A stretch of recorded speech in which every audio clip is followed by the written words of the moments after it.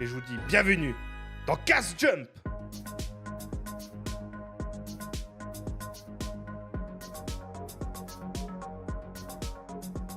Maintenant qu'on va parler de la MotoGP qui va m'intéresser, honnêtement. Eh oui, les Tu micros m'as- coupés au sol, ok. Et tu m'as teasé un truc, que tu m'as dit hier que je l'attends impatiemment en gros. De quoi, moi?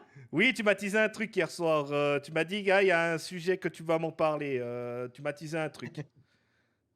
Les gars, Je juste sais une pas petite quoi. question, est-ce que mon micro fonctionne maintenant? Oui, ça Oui, a l'air d'aller c'est un bon. peu mieux. Ouais, Ouais, c'est bon. ça joue, Mais ça joue. honnêtement, je sais même plus ce que c'est. Les gens dans le chat, est-ce que la voix, tout ça est tout bon chez les autres juste avoir un retour pour savoir si c'est tout J'espère que bon. ça joue, parce que tu sais, mec, tu fais des monologues sur un sujet important, puis il n'y a personne qui te comprend, je trouve ça dommage. Belle soirée à toi aussi, Hexagone. Et plaisir. Merci pour la visite. Tout est en ordre, ok. Tout est en ordre, ok. Donc on laissera comme ça. Et puis bon, Yes. je sais pas si vous l'aurez vu quand je me suis levé, mais bon, quitte à parler de MotoGP, on va avoir le t-shirt MotoGP. Hein. Alors, c'est celui de l'année passée, 2023. Mais cette saison 2024, comme vous le voyez sur l'image, eh ben, c'est la 75e année que la MotoGP existe. 75 ans déjà, ouais, ça a commencé peu après ce petit conflit de rien du tout hein, qu'il y a eu en Europe. Non, plus sérieusement, ça a commencé. Je vois pas du tout de quoi tu parles. Hein. Non, pas du tout. Ça a commencé droit après, avec les motos qu'il y avait à ce moment-là. J'ai plus les marques. Je sais que je les avais notées, mais je les ai plus malheureusement. Donc c'est la 75e saison. Hein. C'est ça, exactement, 75e. Alors en fait, la MotoGP s'appelle MotoGP depuis 2002. Avant, la MotoGP, en fait, ça regroupait les trois catégories, donc 125, 250 et 500 cm3.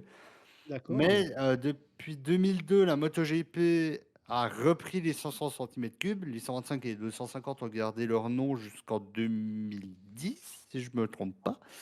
Ok. Qui sont ensuite devenus les Moto 3 et les Moto 2 que nous connaissons actuellement. Ok.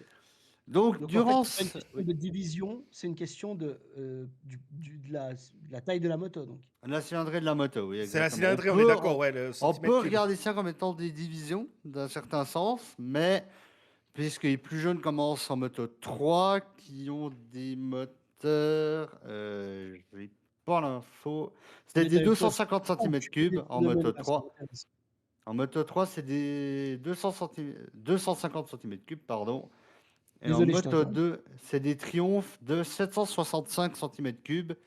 Alors qu'en MotoGP, on frôle ou on les dépasse légèrement, les 1000 cm3. Donc, autrement Une question dit, ça pousse. Une question. Est-ce Ouais. qu'il y a une catégorie d'âge ou pas du tout Alors, il y en avait une pendant un temps. En tout cas, il me semble que maintenant, pour rejoindre la Moto 3, le pilote doit être âgé d'au moins 16 ans, si je ne me trompe pas, ou 18. C'est ça. Et on va voir d'ailleurs dans les pilotes que je vais vous présenter après qu'il y en a un qui a été très très vite à travers les catégories. Malheureusement, un pilote également qui a très bien commencé, mais qui malheureusement nous a quittés il y a presque 3 ans, si je ne m'abuse. Oui, 3 ans. Le fameux petit Jason, je ne sais pas dans quel sens on va ma casquette, malheureusement. Mais ouais, Jason Dupaquier, qui habitait à 5 minutes de chez moi, hein, concrètement. Et qui malheureusement a eu un crash. Alors qu'au début, on pensait pas, c'est pas très sérieux à la première vue. Au Mugello en Italie, à la sortie de virage assez rapide et dangereux. Mais voilà, finalement, il est décédé dans la nuit avant le Grand Prix. Ce qui fait que, évidemment, tous mes pensées vont effectivement à la famille que j'ai eu la chance de rencontrer à 2 ou 3 reprises depuis. Donc, ouais. C'est dur de perdre un Suisse qui commençait à faire des bons résultats. Il avait été dans le top 15 à chaque course, mais malheureusement. Est-ce que ça a été le même impact que Joe Seifert à l'époque? Oh, je n'ai pas vu celui de Joe Seifert, donc je peux pas te dire. Le très grand célèbre Joe Seifert qui est mort en F1 à l'époque.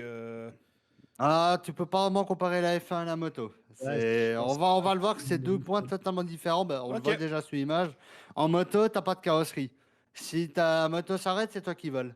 Bah oui, bien sûr. En F1, si ta bagnole s'arrête, tu as une chance sur deux que le volant essaie de te tenir avant. Mhm. Donc, on va Vous avez- commencer par la présentation des différentes teams qu'on a. Mais avant, une petite question de Stéphane. Oui, dis-moi. Les messages pour la famille et tout viennent pas seulement de toi, qu'elle, mais vraiment de toute l'équipe. C'est très gentil. On Donc, s'unit à vous pour ces passages particuliers. dans les teams qu'on a en 2024, donc vous voyez, il y a 11 motos, donc 11 équipes sur la grille. On a tout d'abord les équipes usines que vous voyez ici. Euh, on jugera les livrets si vous voulez. Il y en a une qui m'a tapé dans l'œil particulièrement. Mais on va commencer par Ducati, qui a été champion constructeur et pilote l'année passée, avec Bagnaia qui a gagné le championnat pour la deuxième année de suite.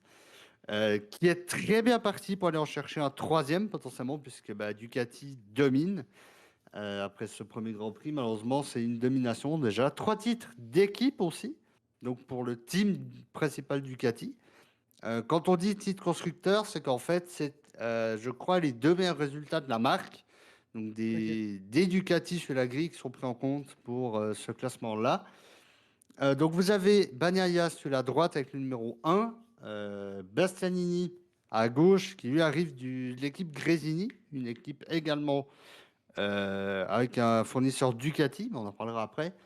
Et au milieu, Michele Pirro, le pilote test de chez Ducati depuis maintenant, ça va être sa 11e saison en tant que pilote test, qui fait aussi quelques grands prix quand il y a besoin dans les différentes écuries de Ducati. Mais voilà, de base, son rôle, c'est pilote test pour les essais, pour voir s'il roule. Ils ont quel âge ces personnes? Je vais te demander l'âge. Il me semble que j'avais l'information, alors, mais je crois que tu vas plutôt me poser une colle, et ça, c'est pas cool. Bagnaia, de son côté, est né en 1997, donc il a 27 ans, si mes calculs sont bons. Ouais, 27 ans. Et de son côté, Bastianini, lui, aussi 27 ans à la fin de l'année, le 30 décembre.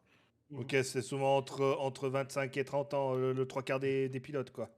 C'est plus ou moins ça, oui. Ouais, C'est ok. plus ou moins une bonne moyenne. Ouais. Ensuite, l'équipe Yamaha, qui malheureusement a déçu tout le monde en 2023, comme vous pouvez le voir, avec 0 victoire. Mais 3 petits podiums quand même pour Fabio, qui a essayé de tirer l'équipe en avant, hein, avec son ancien équipier qui était Franco Morbidelli, qui malheureusement ne connaît pas les bons résultats non plus.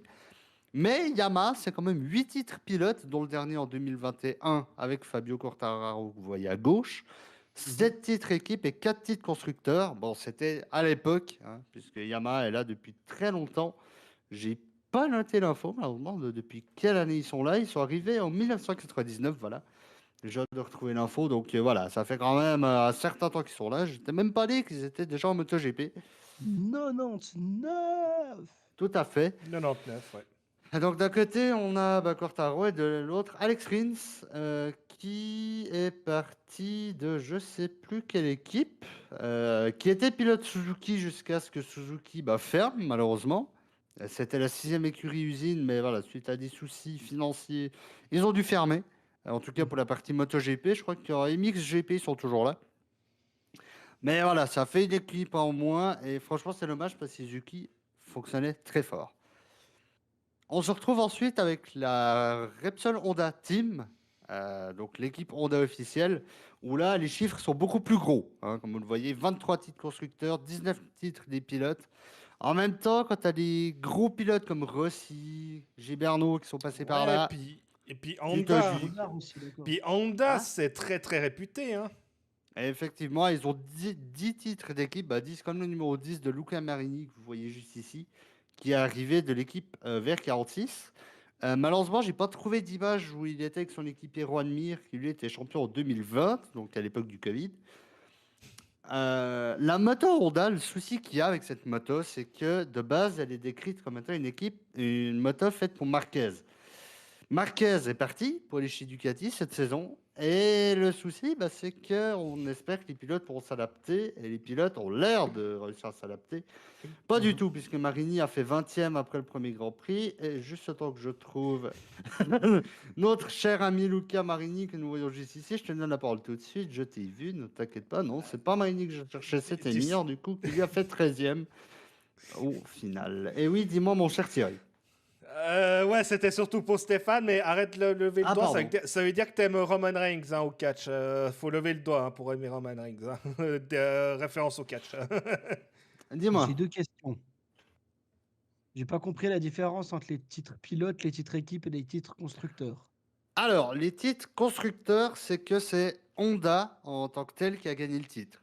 Donc, c'est pas Ok, l'équipe Repsol Honda Team, c'est vraiment la marque Honda d'accord. qui a gagné ce championnat. Bon, les titres pilotes, pour besoin de te faire un schéma, je pense. C'est les pilotes qui ont fait le travail, ouais. C'est ça. Et les titres équipes, bah, c'est comme, bah, c'est là l'équipe Repsol Honda Team gagnait le championnat à la fin de la saison. Donc là, c'est les deux pilotes, le résultat mis ensemble. C'est D'accord. comme à la F1 un peu ou bien? Alors non, la F1, c'est encore complètement différent. J'aurais peut-être pu l'aborder. En F1, tu as 10 écuries, mais tu n'as pas d'écurie officielle comme on a ici en MotoGP. Et justement, ça, Mhm. c'est la distinction que je vais faire juste après vous avoir présenté les deux équipes qui me restent, donc KTM et J'ai une dernière Aprilia. question. Ouais, Je suis une tanche dans ce domaine. eh ben. Valentino Rossi courait pour Honda, donc. Alors, a eu couru pour Honda, Valentino Rossi, j'ai plus les Dans années ma par tête, il a contre. couru. Enfin, pour moi, il était italien, il courait pour des écuries italiennes, tu vois. Alors, pas que, hein, autant Ah, te pas le que, ok, dire, ok. pas que. Il a été chez Honda quand même de 2000 à 2003.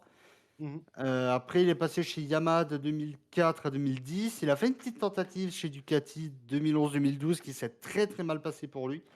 Ok. Et ensuite, il est revenu chez Yamaha jusqu'à sa retraite en Jusqu'à ça. 2021, Ok. avant de diriger maintenant son team avec son ami Uccio, le team vert 46, qui fait des très très bons résultats. On va le voir juste après. Ouais, parce que j'avoue que à part Valentino Rossi que je connais en moto, les autres, Bah, net, le hein. souci, c'est qu'il y a pas mal de changements Marquez. chaque saison. Donc, par exemple, là, bah, du côté de chez Honda, ils ont fait venir Mir. Ils ont fait venir Mir, oui. Oui, c'est français, ça va. Mir, je crois, la saison passée, si ma mémoire est bonne. Et Luca Marini bah, arrive cette saison. Donc, c'est une équipe nouvelle, bon, avec des pilotes qui ont pas mal d'années d'expérience aussi, mais qui bah, voilà, doivent quand même montrer leur place maintenant au sein de la structure Honda, une structure japonaise comme Yamaha. Et on sait, pour ceux qui suivent beaucoup la MotoGP, que les équipes japonaises ont de la peine, malheureusement, puisqu'ils ne développent pas comme les écuries italiennes. On aura le petit schéma après pour pouvoir faire la comparaison Italie et Japon. Et vous verrez qu'il y a une petite domination. Il y a combien de pays différents dans Il y les en équipes? a dans les pilotes, tu dis, ou dans les Dans les écuries. constructeurs? Les écuries. Alors, dans les constructeurs, bon, il n'y en a que 5. Aprilia, Ducati, Honda, KTM et Yamaha. Il y a 3 pays. Deux Italiens, 2 Japonais et KTM en Autriche. Ok. Mhm. Alors, pour continuer avec la team KTM, justement, en parlant d'eux, l'équipe autrichienne Encore Red Bull. Comme par arrivée en hasard. Moto Grand Prix en 2017, mais qui n'aura pas chômé. Puisqu'ils ont déjà 5 victoires, 21 podiums et des très bons résultats pour cette première course, surtout pour leur pilote que l'on voit juste ici, Brad Binder, qui a fait deuxième du Grand Prix du Qatar, qui était le week-end passé. Son équipier, par contre, qui est Jack Miller, qui lui a fini 21e et dernier, malheureusement, suite à un petit souci technique. Mais j'ai la philosophie de KTM, c'est pourquoi changer une équipe qui gagne. Binder est souvent devant. Il l'a prouvé en Autriche il y a 2 ans qu'il peut rouler sous la pluie sans aucun problème. Et Miller, Mhm. bah, lui, est excellent depuis son arrivée également en moto Grand Prix, avec des très très bons résultats de son côté. KTM qui se bat souvent contre les Ducati, bah, en finissant deuxième, et Ducati qui domine. Bah, c'est eux qui essayent, j'allais dire, de foutre un peu la merde, c'est peut-être pas le bon terme, mais qui essayent de déranger Ducati en quelque sorte en tant Mhm. qu'écurie officielle. Est-ce que vous avez des questions? C'est clair. Pour Ça moi, a l'air c'est clair. clair. Merci beaucoup. Ouais, c'est bon. Et du coup, du côté de Aprilia, en retour en 2022, après pas mal d'années d'absence. Depuis leur retour, c'est quand même 3 victoires, 15 podiums. Ce qu'il faut savoir sur Aprilia, c'est que jusqu'à la saison passée, ils avaient ce qu'on appelait des concessions. Je vais vous expliquer très rapidement ce que c'est. J'ai pas prévu de slide pour, malheureusement. Les concessions, c'est en gros, bah, par exemple, une équipe d'usine qui arrive. La première ou la deuxième saison, ils vont avoir un petit coup de pouce de la part de la Dorna, donc ceux qui gèrent MotoGP, histoire de les aider dans leur développement pour essayer d'arriver aux avant-postes. Ce qu'ils font, qu'ils perdent leur concession, il me semble, c'est s'ils font 2 podiums dans la même saison, par exemple, ils la perdent. Parce que du moment que tu fais des podiums, c'est que ta moto est compétitive, j'imagine. Ou que tu as beaucoup de chance. Mais pour le cas d'Aprilia, c'est de la compétitivité, disons. Et aucune arrivée, par contre, du côté de Aprilia, qui garde son duo Vignales-Espargaro. Vignales, qu'on peut voir là, qui dérange pas mal sur sa moto. Espargaro, qui est beaucoup plus coulé. Mais voilà. Et par contre, je viens de voir une info. Là, je vous parle d'Espargaro, c'est le grand frère, Aleix.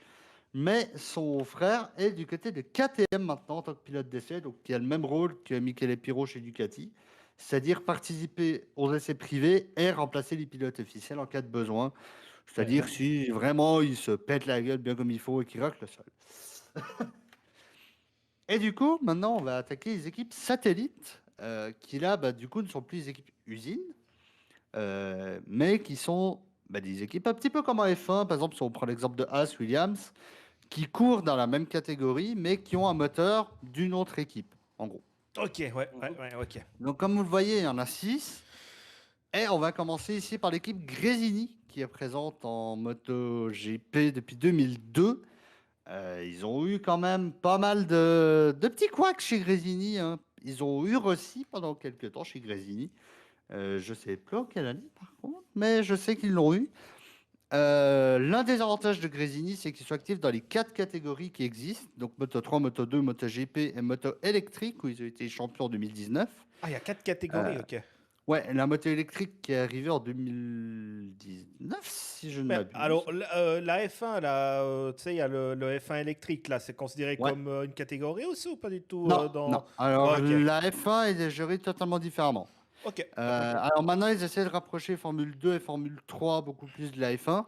Mais la Formule électrique est un championnat totalement à part. Alors que Ok. là, les 4 championnats sont gérés par la MotoGP. Ok, d'accord. L'équipe Gresini qui a un moteur Ducati pour cette saison et depuis 2022 du coup. Sachant qu'avant, j'ai eu plus l'info du moteur qu'ils avaient avant, c'est bien dommage. Mais je sais qu'ils sont passés par Aprilia, ils ont eu une période aussi avec Yamaha. Donc voilà, ils ont eu quand même pas mal de changements. La question que je me pose maintenant du côté de chez Gresini, c'est que vous l'aurez peut-être sûrement remarqué, entre les deux pilotes, il y a quand même une grosse ressemblance. C'est normal, ils sont frères. Marc Marquez à droite, Alex Marquez à gauche. Là, une des questions qui se posait justement en ce début de saison, c'est est-ce que le fait d'avoir les deux frères va pas poser un petit problème? À mon avis, non, puisque Marc a déjà signé des très bons résultats en cette première course au Qatar. 5e place en sprint, 4e place en course principale, alors que Marc Marquez, la saison passée, c'est la première moitié de saison absent suite à une grosse blessure, et une 3e place au Japon en toute fin de saison. Bon résultat, lui, non, par le passé. Oui, Marc Marquez a Ouais, c'est été lui, champion hein. du monde, il a eu des très bons résultats, mais c'est vrai que ses dernières saisons avec Honda ont été très compliquées, malgré que Honda disait que la moto était adaptée à Marc, qu'ils faisaient tout pour qu'il puisse bien piloter, c'était très Ouais, compliqué pour lui. évidemment. Ce qui fait Ils qu'il a avaient voulu pas tenter communiqué le contraire, hein, ouais. C'est ça, ce qui fait que Marc a voulu tenter le même pari que Valentino Rossi en 2010, partir chez Ducati, et pour l'instant, ça a l'air de bien lui réussir, puisqu'il est pas mal placé au classement. Il y a combien de champions du monde à l'heure actuelle dans toutes les équipes, là? Oh, alors ça, je n'ai pas les données, je pense, du nombre de championnats. Non, champion du monde, des pilotes. Ouais, malheureusement, j'ai pas cette information-là. Mais pour toi, il y en a beaucoup ou il y en a que quelques-uns? Des champions, il y en a quand même quelques-uns. Si je regarde la liste De tous cette les catégorie, hein, je dis bien. Hein. Ah ouais, si je regarde la liste, on a Bagnaia qui a son 2e titre. On a Quartararo qui a un titre. On a Marquez qui est 6 ou 7 fois champion du monde. Et sinon, le reste n'ont pas de championnat encore. Enfin, n'ont pas été champions MotoGP, mais ont été champions dans d'autres catégories potentiellement. Ouais, alors il y a vraiment une concurrence quand même. C'est ça. Pas comme à la F1, il y en a qu'un seul pendant 10 ans et puis ça change quoi. C'est Là, ça. là, Là, ça depuis 2020, on a 3 champions différents. Ah, alors, ça, c'est cool, ça. Mir en 2020, Quartararo en 21 et Bagnaia qui domine depuis 2 ans. Ok. Ok, ouais. Pfiou. Et du coup, l'autre équipe Ducati, bon, malheureusement, la photo est un petit peu coupée, c'est dommage. Mais c'est le team de Valentino Rossi, justement, qui Super, a c'est- toujours été avec Ducati depuis la création de cette équipe il y a 2 ans maintenant. Comme vous le voyez, des très très bons résultats quand même en seulement 2 ans. J'ai eu que les résultats 2022 et 2023 pour faire les stats. 31 victoires, 80 podiums. Bon, après, dans les 31 Combien de victoires, il y en a compétitions du certaines en coup en course 2 ans? sprint aussi. Hein? Mais du coup, là, en 2 saisons, en fait, Ouais, ils exactement. ont eu 31 victoires et 80 podiums, mais il y a eu combien de compétitions? Alors, en tout, ça fait une quarantaine de grands prix. Les courses sprint, la saison passée qui ont été introduites, ça double. Donc, ça fait 200. 65 à 70 courses, quoi. Donc, le team Ok, vert 46 c'est quand même bien devant. Ils montrent qu'ils sont là et ils n'ont pas peur. c'est top. L'arrivée de Di Giannantonio, putain, il doit dire celui-là pour remplacer Luca Ah, Marini. Di Gian Antonio. Ouais, voilà. Et d'après moi, vu leurs stats et vu ce que j'ai pu voir de la première course, ils ont des grosses chances d'être devant dans ce championnat. À moyen Même terme. si au premier Grand Prix, bon, qu'une 8e et une 14e place pour les deux pilotes, je m'en fais pas. Je me dis qu'ils vont quand même réussir à remonter la pente et à pouvoir aller chercher des gros résultats comme ils ont fait leurs 2 dernières saisons. Mhm. Encore une équipe, je vous laisse deviner le motoriste, Ducati, évidemment. Pramac, qui est en MotoGP depuis 2002, alors qu'il n'a pas été qu'avec Ducati, hein, qui a subi pas mal de petits soucis aussi lors de tout son parcours. Depuis 2002, 49 podiums, 6 victoires. Ça change du Team VR 46, hein, qu'on se le dise. Mhm. Mais la Prima Pramac Racing, en tout cas actuellement, qui est excellente, elle arrive à être aux avant-postes également. Morbidelli à droite, comme je le disais avant, qui revient de 2 saisons très compliquées du côté de chez Yamaha, avec assez régulièrement soit des chutes, soit des dernières places au classement, dans les 2 ou 3 dernières places. Donc Ok. voilà, il espère pouvoir faire mieux du côté de chez Ducati. Bon, ce qui ne semble pas lui réussir pour l'instant, puisque 18e seulement après le premier Grand Prix. Ça semble pas lui réussir pour l'instant, mais voilà, on lui souhaite évidemment tout le meilleur, comme à tous les pilotes. On espère qu'il va pouvoir essayer de remonter la pente, comme on dit, puisque son équipier, lui, finit en tout. Il a fini troisième de la course principale et il a gagné la course sprint, le numéro 89 à gauche, Horaire Martin.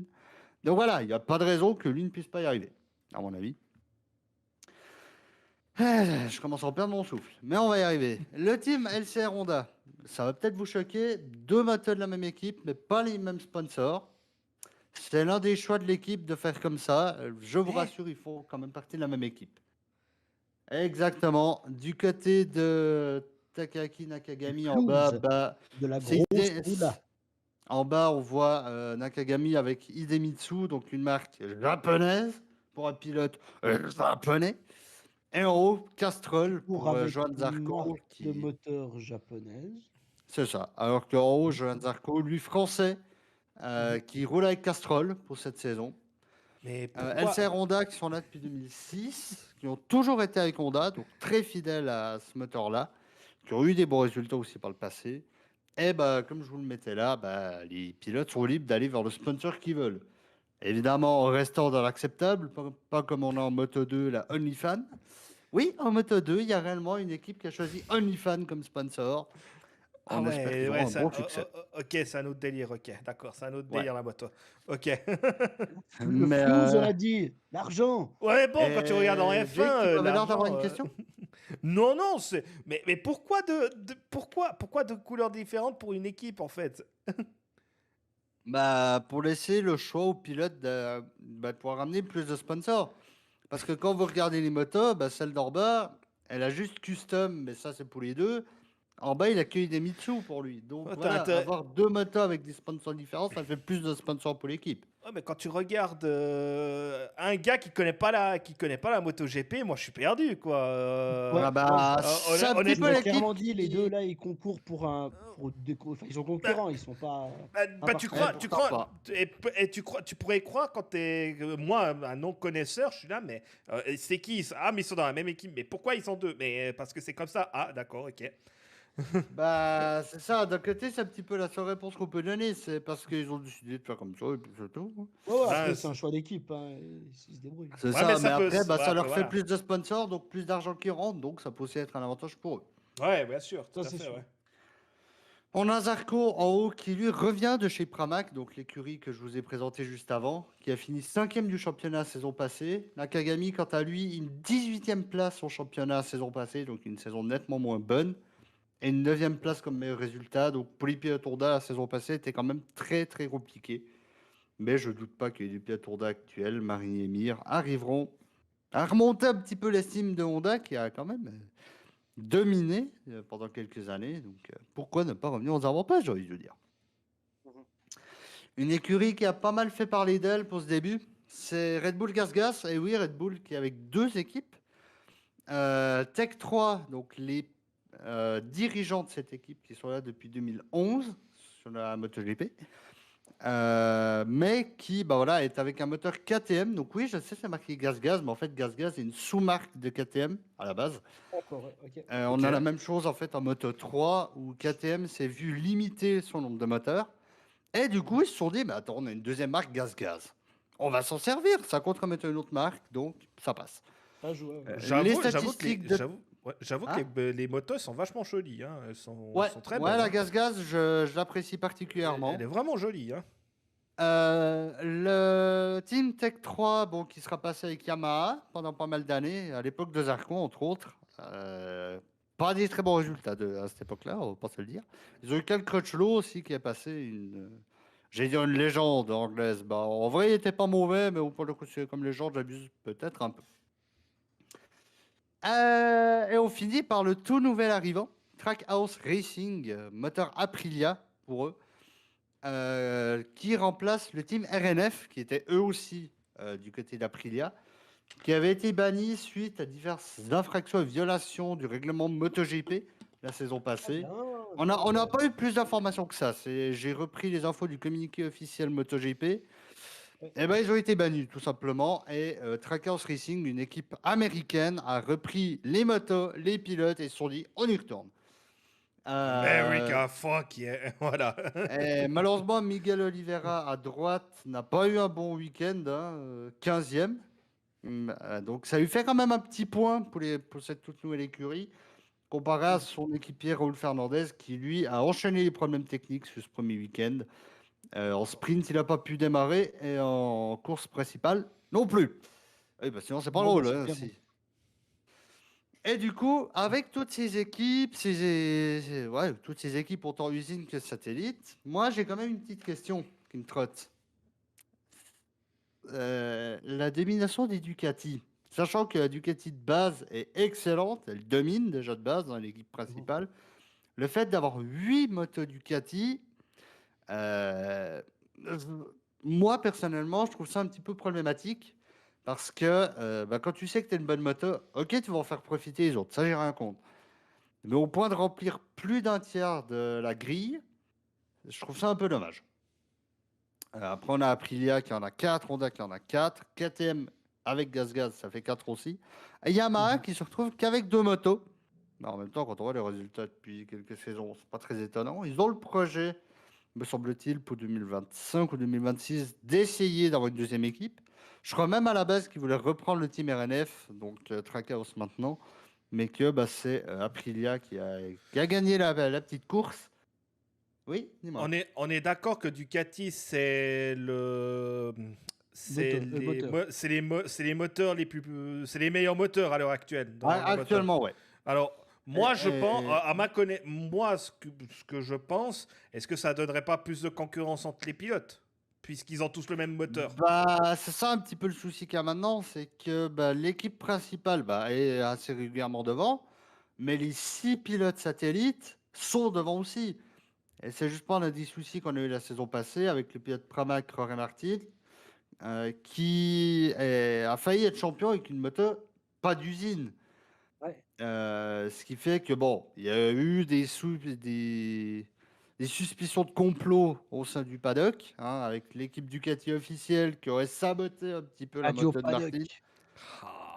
Mais par contre, l'information que j'avais pas vue, mais que je vois maintenant, c'est que la seule équipe à avoir le moteur 2024, c'est l'écurie Pramac. Donc avec Morbidelli et Martin, donc celle-ci. C'est la seule à avoir le moteur 2024. Les deux autres Ok. ont le moteur 2023, qui est très bon aussi, on va pas se le cacher.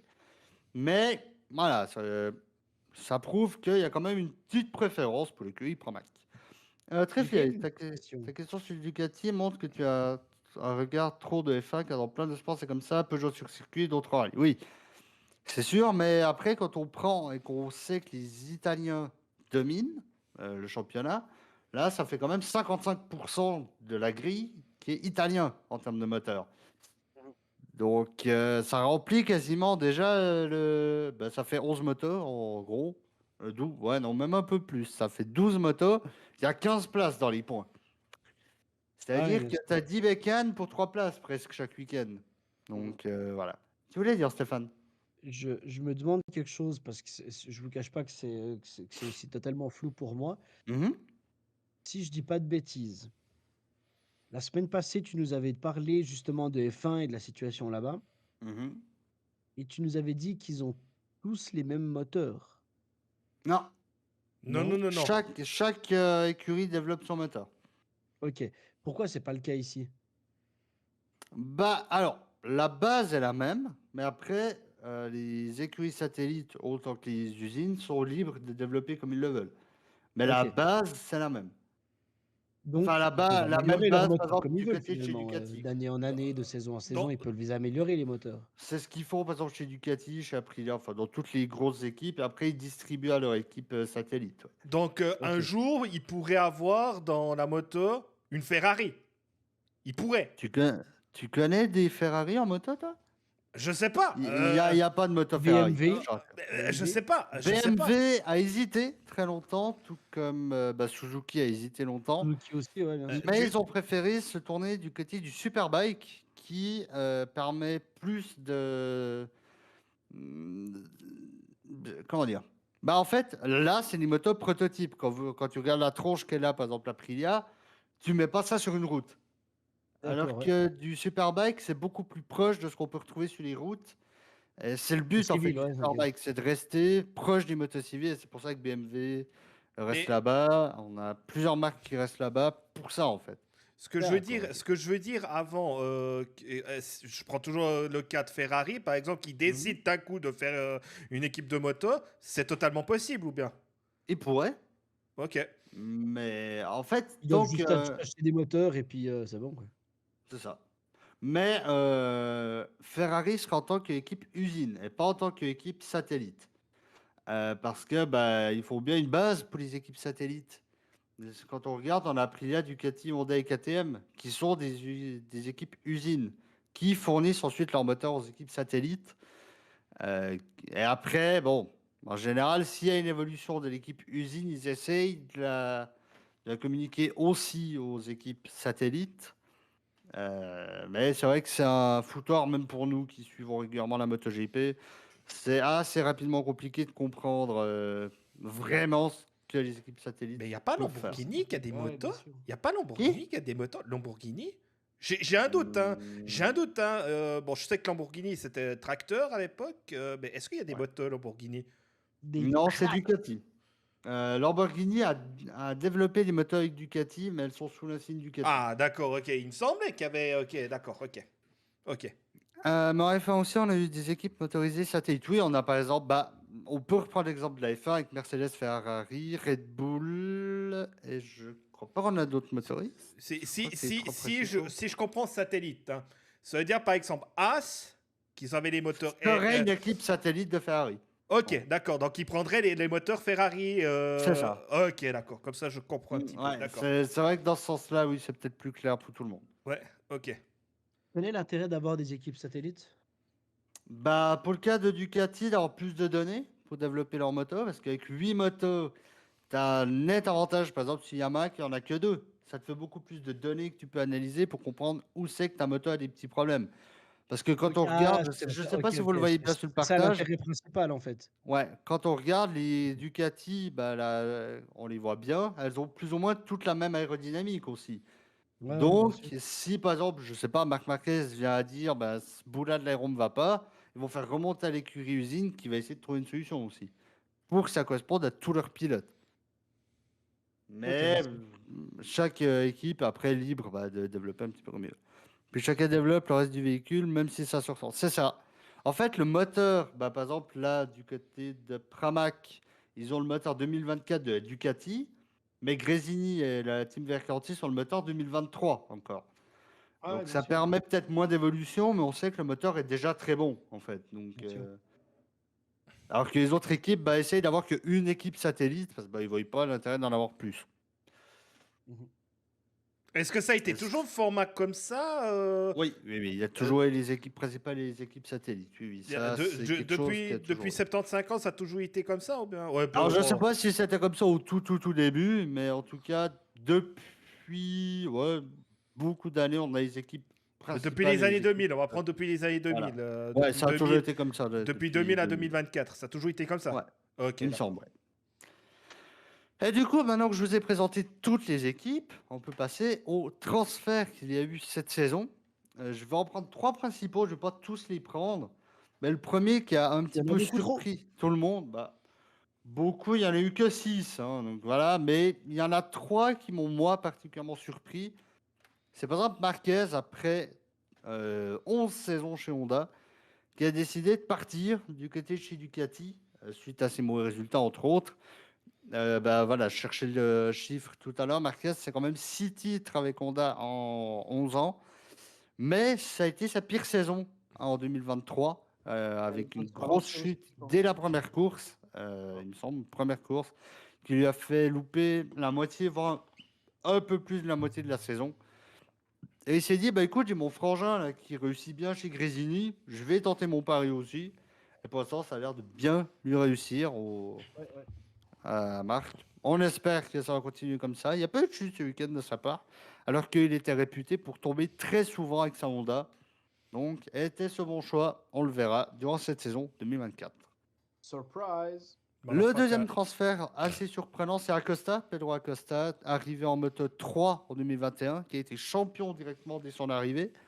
Il a fait 2 ans de Moto 2 avant d'être champion, et il n'est âgé que de 20 ans. C'est le plus jeune.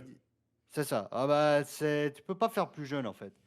Euh, le fait qu'il ait Il que est arrivé 20 à ans, 16 ans, puis en 4 ans, il est arrivé. Ouais, bien sûr. c'est ça. Il est arrivé à 16 ans, il a été champion direct. Non, 17 ans. Ah ouais, Attends, 17 ans, ouais, bien sûr, bien sûr. Attends, faut que j'aille rechercher sa date de naissance au petit. Le 25 mai 2004, donc il aura même bientôt 20 ans. Là, actuellement, il n'a encore que 19 ans. Donc, voilà, quand tu vois qu'à 19 ans, il est déjà sur des motos de 1000 cm3, tu te poses des sacrées questions. Mais Sachant qu'en Max Verstappen, Leclerc, ils n'ont pas commencé un peu de cet âge-là, à 18-20 ans, à F1 plus vers 20 à 22 ans, il me semble. J'ai un doute, Euh, mais il me semble qu'il était très Ouais, jeune. Hein. Verstappen est arrivé très jeune. Oui, oui, Il il me est semble arrivé qu'il était très très jeune. jeune. Leclerc un peu moins jeune, par contre. Et du côté, après Acosta, bah, du côté de Honda, je vous le disais avant, bah, ils se sont séparés de Marquez, ou Marquez est parti, c'est vous qui voyez comment vous voulez le dire. Luca Marini est venu à sa place, et c'est vrai que 11 saisons avec Marquez, pour une moto développée pour lui, ça fait quand même pas mal réfléchir de se dire pourquoi partir avec un nouveau duo, en quelque sorte, puisque Mir est arrivé il y a seulement 2 ans, me semble-t-il, du côté de chez Honda. Je peux aller vous chercher ça. Tac, tac, tac. Ouais, ça. Il est arrivé l'année passée, Joan Mir. Donc voilà, il est tout jeune dans l'équipe. Est-ce que ça va réussir au Team Honda? On l'espère. De repartir avec une nouvelle base. Et non pas un pilote qui prend un petit peu toute la place. En F1, ta carrière commence à 5 ans. Souvent, en moto, c'est moins jeune quand même. Oui, c'est moins jeune, mais en F1, tu as le karting, après, tu as les formules régionales, tu as tout ça. En moto, c'est un peu pareil, en fait. Tu commences sur les mini-bikes, Ouais. ça peut partir très jeune. Après, bah, tu en as de ceux qui partent sur de l'enduro. Donc, c'est les petites motos qu'on croise souvent sur la route, hein, sur lesquelles les gens commencent. Celles qu'on critique parce qu'elles font plus de bruit qu'elles avancent chez nous. Mais et après, bah voilà, ils ont les championnats régionaux, comme en Des maxi formule. push. Ah, il y a un championnat maxi push aussi, oui, t'as raison. Carrément Mm. les buggets, ok. Je Ouais, cherchais. ouais, oui, oui, oui, oui, ça Ok. m'étonnerait même pas qu'il y ait un championnat de maxi push perdu quelque part au Ouais, fin fond d'Arkansas, tu vois, mais le deux Ouais, roues, le cyclo. le deux Oui, roues, c'est vraiment un délire, quoi, mon Dieu. oui, c'est pour ça. les Français, les péteux, c'est les cyclomoteurs chez vous, si jamais. Les Pardon. cyclomoteurs, mon pote. Oui. Et du coup, eh ben, maintenant qu'on a parlé des équipes, des transferts, je pense qu'on peut commencer à attaquer ce premier Grand Prix qui nous a réservé pas mal de surprises quand même. Là, une magnifique photo du départ de la course sprint, si je ne m'abuse, qui aura vu Jorge Martin très bien commencer cette saison en finissant en tête, avec pas beaucoup d'avance, vous me direz, mais la course ne faisait que 11 tours, la course sprint. C'est une nouveauté depuis la saison passée, les courses sprint qui durent la moitié du temps du Grand Prix normal, qui sont C'est faites en clair, général le le meilleur temps. samedi. Non, non, c'est une course normale, mais de la moitié du temps de la course normale. Ah, c'est pour ça que ça s'appelle sprint, en fait. Ok. C'est ça. J'ai noté par exemple les Yamaha, qu'on voit pas du tout là, dans ce classement, mais qui sont, je vous rassure, pas loin. P12 pour Quartaro et 17 pour Rins. Mais on voit que les points, c'est que pour les 9 premiers, donc ça permet aussi moins de risques, j'allais dire, même si les pilotes en prennent beaucoup en permanence en moto.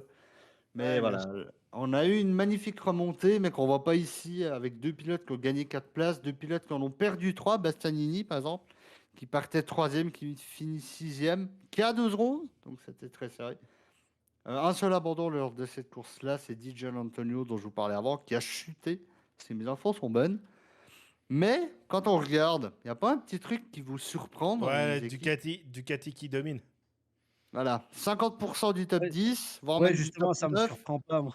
c'est des Ducati. Donc, c'est-à-dire que sur Mhm. les 8 Ducati qu'on a là, il y en a une par terre, une 11e, et la dernière est 16e. Donc, ça fait que 2 des 8 Ducati en dehors du top 15 quand on Ouais, regarde. c'est ça. Donc, une grosse domination, d'après moi, qui va être mise par les Ducati, comme depuis 2 saisons, malheureusement. Ouais. Mais Pecco Bagnaia, en tant que bon champion, se devait de gagner la deuxième course de la saison. Pedro, il s'appelle? Enfin, non, Francesco Bagnaia, mais on l'appelle Gna, gna, Pecco gna. Bagnaia. Ouais, Gna, Bagnaia. gna, gna, gna, gna. Ben, gna, gna, gna, gna, gna. Merci. Statistiquement, Gna, Merci, ça gna, c'est dément les, vraiment gna. bien, Jeff. ça dément tes propos. Comment ça, Tréfli? Je t'écoute. Je t'écoute, je t'écoute. Ça démonte tes Saleté de propos, mais petite bête. c'est-à-dire. Ouh, il y a un Bah, petit blanc là. c'est-à-dire que pour moi, le top 10, là, c'est 50% de Ducati. Bah, si dans Bah, le il y a top 8 10, Ducati oui. sur combien? Il y a 8 Ducati sur 22 motos en tout. Et là, tu en as 5 juste dans le top 10. Ce qui prouve que pour moi, c'est pas très équilibré quand même. On a que 2 KTM sur les 4. On a 2 Aprilia sur les 4. Non, 3 KTM, pardon. Ce qui fait que Yamaha, bon, on les cherche actuellement. Bah, ils se cherchent aussi, je vous rassure. Mais ils étaient bien derrière, non? Sur la course sprint, j'avais noté 12e pour Quartararo et 17e pour Rins. Donc, ouais, elles sont loin quand même quand on regarde, mais la firme japonaise a promis des améliorations pour 2024. 8 sur 22, ça fait 4 sur 11. Bah voilà. Bah 4 sur 11, là, si tu prends juste le top 11, ça en fait 6 sur 11. Donc, pour moi, une domination. Quand même. Je ne sais pas ce que vous en Mhm. pensez, vous. Enfin, Thierry a Bah, à l'air plus de d'avoir un petit souci de 50%. Enfin, casque. oui, à plus de 50%, donc oui. Ouais. À partir du moment où tu es présent plus que la moitié des concurrents, c'est, tu vois, t'as un pas dans ce que moi j'appellerais de la domination. C'est ça. Et du coup, je vous le disais, Bagnaia, qui avait fini 4e de la course Gna, gna, sprint, gna, gna. qui est revenu en tête. Et on le revoit, les Ducati. Cette fois, ils ne se sont pas loupés, ils en ont mis 6 dans le top 10. J'ai pas les positions des deux autres Ducati, par contre. J'ai vite allé vous les chercher. Il y en a une 14e et la dernière Ducati, elle est où? Elle était 18e avec Morbidelli. Ouais. Donc dans le top 15, ça fait quand même 7 18 Ducati. Ouais, c'est une Si, domination 6 dans le énorme, top là. 7, là, c'est flagrant. Ouais, là, c'est énorme. Il n'y a qu'une petite KTM, Brad Binder, que je vous disais juste avant, qui a réussi à aller se glisser entre les Ducati. C'est À 1 seconde 300, quoi. c'est ça. D'un côté, en F1, on a Verstappen qui domine, mais c'est que Verstappen. C'est pas Red Bull qui faut une pétée à tout le monde. Ah ouais, bien sûr, bien sûr. Là, c'est les Ducati, en général, qui mettent des pétés. Et je trouve ça un poil dérangeant d'un côté, parce que, bah, alors dérangeant non, c'est très bien pour Ducati. Ils ont 8 motos, ils arrivent à en mettre 6 dans le top 7, c'est très bien pour eux. Mais est-ce que ça déséquilibre pas complètement la chose? Euh, Dans ma tête, c'est clair le comment je veux le dire, mais là, ça veut pas. La plus grosse chute, entre guillemets, la F1 serait peut-être génial avec 8 Red Bull. Oh non. Ah non, tu me mets 8 Red Bull, je me désinscris de F1 TV direct, hein. Ah non. Et du coup, bah, en termes de championnat, bah, Banana qui est en tête devant Minder et Martin. Alors, Banananananananana. j'aurais pu faire la stat ici aussi dans le top 10. Ça fait 6 Ducati, 2 KTM, 2 Aprilia. Aucune Yamaha, malheureusement, pour l'instant. C'est dommage de ne pas avoir de Yamaha, mais j'en doute pas qu'ils vont revenir assez rapidement, j'espère quand même. Le prochain Grand Prix, c'est pas ce week-end, c'est le week-end suivant du côté du Portugal. Maintenant, bah, je pense qu'on peut se poser la question de qui soutenir. Un mec qui est champion 2 fois déjà, ou Jorge Martin à gauche, qui est pas champion, qui a failli l'être la saison passée, mais qui se bat avec une moto satellite quand même. Il faut le rappeler, c'est pas une moto d'usine. En F1, c'est beaucoup plus flagrant. Tu prends Mercedes et Williams, c'est beaucoup plus flagrant laquelle est l'usine et laquelle est la satellite. En moto, comme c'est le même moteur et quasiment la même aéro, bah, c'est moins flagrant. Et ce qui fait que les équipes satellites peuvent se battre tout en haut, assez rapidement. Et je trouve ça très intéressant. Et du coup, eh ben, maintenant, la grande question que tout le monde se pose, c'est que nous réserve le Grand Prix du Portugal, pas ce week-end, le week-end suivant que je vous disais, qui sera fait pour la toute première fois en MotoGP. Il me semblait que c'était la deuxième, mais d'après les stats que j'ai eues, c'était que la première. Mais il me semble qu'il est arrivé en 2023, donc c'est la deuxième. Et la photo que vous voyez là, bah, c'est justement le Superbike que je vous disais avant, une photo de la saison passée, où on remarque quand même une nette différence entre ce qu'on peut voir là et ce qu'on voit bah, là. Les motos, bon, là on les voit de devant, là de derrière, mais on se rend compte qu'il y a quand même une énorme différence qui montre que bah, le but du Superbike est de rester beaucoup plus proche de ce qu'on peut voir côté bah, sur nos routes, en fait, tout simplement. Il y a Treffy qui a mis un commentaire. Moi, je rêve de Ouais, courses comme la GP Explorer. Tout de la même voiture, les pilotes font la différence. On imagine chaque course et tire au son de la voiture que tu peux prendre. bah, il me semble qu'en Formule 2, c'est comme ça. C'est un moteur pour tout le monde, si je ne me trompe pas, et Formule 3 aussi. Ok, ouais. Ok. Et après, bah, c'est vraiment les équipes bah, qui doivent essayer de s'améliorer. Donc la Formule 2 et la Formule 3 peut être plus intéressante, beaucoup plus variée. En Moto 3, on a 3 constructeurs, il me semble, si mes mémoires sont pas trop mauvais, je peux vous chercher l'info. Oh non, on a un petit peu plus de constructeurs que ça. On a CF Moto, donc l'ancienne, qui ont racheté qui eux déjà? Attends, ça doit être marqué là-dessus. Bah, avant c'était KTM, mais maintenant c'est CF Moto qui a repris le team Christel. Alors, je vous Euh, cache pas que je rejoins un petit peu l'idée de Treffly, hein. Je trouve que ça rendrait le truc encore plus intéressant dans le sens où si les coureurs doivent en permanence s'adapter au moteur, à la moto, etc., je pense que ça donnerait encore une autre dimension à ce championnat-là, tu vois? Ou ah, à ben ce c'est pas genre, pardon, de possible. compétition-là, tu vois? Mais c'est effectivement certainement C'est pas juste pas possible. possible. Parce que quand tu regardes, tu te rends compte que bah, après la moto est quand même vachement adaptée au pilote aussi. Ouais. Par exemple, tu mets un Martin sur la moto de Bagnaia, il ne saura pas quoi en faire. Donc, Mais comment dans quel sens?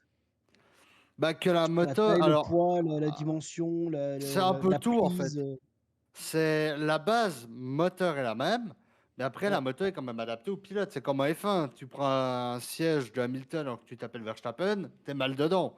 Une moto c'est pareil. Une moto OK, elle est ouais. adaptée au pilote quand même. Ah, ou alors, tu démontes ta moto, dedans, Tu prends le kit dans une autre équipe, on te tire au sort le moteur que tu auras. bah c'est pas possible non plus. d'un côté. Parce Parce que que tu peux pas tout le temps même démonter la les car... motos, quoi. bah, de 1, et puis la carcasse, enfin la carcasse des motos est C'est adaptée plus les au moteur. Playmobil, quoi, j'entends. Ouais, C'est ça. Et puis elle est adaptée en Les fait au Lego. moteur qu'il y a dessous, quoi. Donc, ce qui rend quand même la chose particulièrement intéressante. Après, bah, voilà, à voir ce que ça donnera. Par contre, je crois. Ah ouais, c'est ça. Du côté du Moto 2, c'est le même moteur pour tout le monde, par contre. D'accord, ouais. C'est le châssis, par contre, qui change du côté du Moto 2. En En F1, il F1, suffit de il prendre ton suffit de siège, prendre ton ton volant et siège, go. ton Bah volant et non. go. Ah non, crois-moi que non. Crois-moi que non. J'ai suivi justement un J'ai quand même documentaire l'impression que c'est un là-dessus. petit peu plus compliqué Ah, mais que tu ça. vois, en F1, tu vois, T'as aussi l'appui-tête à changer, parce que il n'est pas pareil pour tous les pilotes. Tu as la distance avec les pédales, le trou pour les jambes, la profondeur du trou où tu dois t'asseoir. Il y a quand même beaucoup de choses qui changent aussi. On s'en rend pas compte, mais une F1, ça se construit aussi autour du pilote d'un côté. Mhm. Tu veux dire, Jake? mais tu vois, par exemple, en F1, là, comment il s'appelle celui-là qui est chez Toro Rosso, là, qui devrait être non, deuxième de Red Bull, là. Putain, j'ai plus le nom maintenant. Ricardo? Ricardo, ouais, ouais. Ouais. Ouais, Ricardo. Ricardo qui était l'année passée. Comment ça se passe comme il a dû changer avec l'autre pilote, ça allait pas avec l'autre pilote. Comment ça se passe comme si c'est Non, ça- l'autre pilote comment ça se passe? Comment dire? Comment je peux argumenter ça? T'as l'autre pilote qui a fait une très mauvaise saison. Et puis Ouais. Ricardo, il est venu. Il est venu de la saison, durant la saison. Comment ça se passe puisque ils ont fait que la voiture est à l'autre pilote en fait, puis que lui il arrive d'un coup comme ça. Comment ça se La passe? voiture est à l'autre pilote, mais il faut savoir que lors d'un changement comme ça, c'est pas genre je t'appelle à 8h et à 9h tu l'aides dans la voiture. Le changement de Ricardo en F1 était prévu déjà depuis pas mal de temps, donc ils ont eu le temps de préparer le baquet, la voiture, ils ont eu le temps de préparer. Ouais, Ok. bien sûr, bien sûr. En MotoGP, Parce que par t'es tout seul. exemple, un Mais- cas qu'on a assez régulièrement quand un pilote se blesse, c'est qu'un autre doit vite prendre la moto. Et on se rend compte, là, à ce moment-là, que c'est compliqué, parce que la moto, tu peux pas la réadapter en 5 minutes non plus. Même la petite mousse sur laquelle il s'assoit est adaptée au pilote. Pour te Ok. dire à quel point c'est poussé. Le réservoir est adapté au pilote. Donc, on peut comparer un petit peu ça aux Transformers, je pense. Où c'est l'humain et la l'essentiel machine. que chacun ait vraiment son véhicule, quoi. C'est ça. Ok. Et puis C'est voilà, moi j'ai intéressant. fini de dire ce que j'avais à dire sur la MotoGP 24. Une bonne saison à tous les pilotes. Pas de blessés ni de morts, c'est possible cette saison. Très bien, ça serait bien, ça serait cool. Mais voilà, la moto, comme on le sait, c'est très dangereux. Ça peut très vite partir. C'est toujours le Et même une problème chute dans est les. trop vite arrivée, C'est malheureusement. toujours le même problème dans ces sports comme ça, sport automobile ou moto comme ça. Il te suffit d'une fois et t'es loin, quoi. On l'a vu avec Jason Dupaquet en 2020. Hein. 20 ou 21, j'ai un doute maintenant. Une simple chute parce que il était dans un groupe, il a voulu pousser et malheureusement le groupe a pas eu le temps de l'éviter quoi. Behold the King of Kings.